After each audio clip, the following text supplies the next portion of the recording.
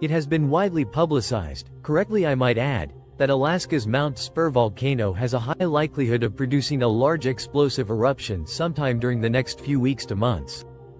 Such an eruption is most likely to be about 1/10 the size of the 1980 eruption of Mount St. Helens, still fairly large I might add, rating on the Volcanic Explosivity Index as a 4.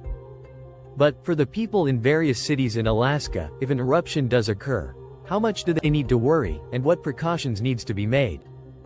To help answer this question, I have created a helpful chart to portray how problematic a likely eruption might be to a given area.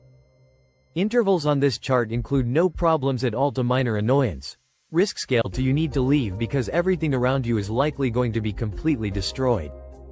While yes, this video is about Mount Spurr, it can also serve as a guide for other volcanic eruptions that output large volumes of ash around the planet. Let's get started. While a hypothetical low-end VEI-4 explosive eruption could devastate a modest region, most at-risk areas around the volcano, whether through pyroclastic flows, lahars, or incredibly heavy ashfall, you might note that the highest category a single structure is in is the some danger category.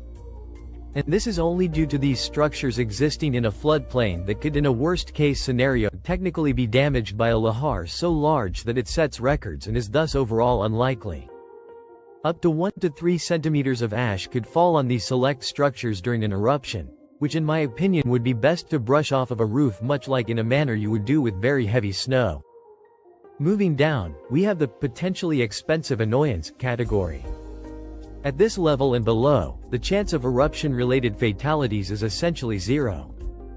However, if precautions are not taken, possible damage to the regional water supply, or heavy machinery including cars and trucks that could be quite expensive from person to person could occur.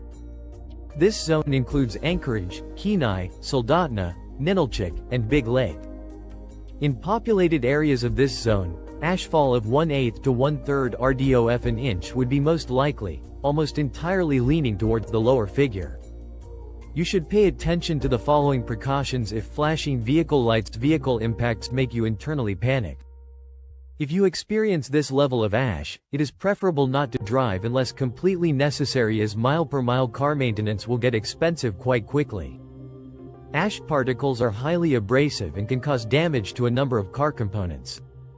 As a result, in very heavy ash conditions, oil changes will not be needed the regular interval of every 3,000 to 5,000 miles driven, but instead, every 50 to 100 miles driven.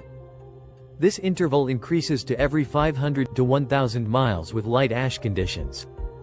You will need to also have a professional clean the air.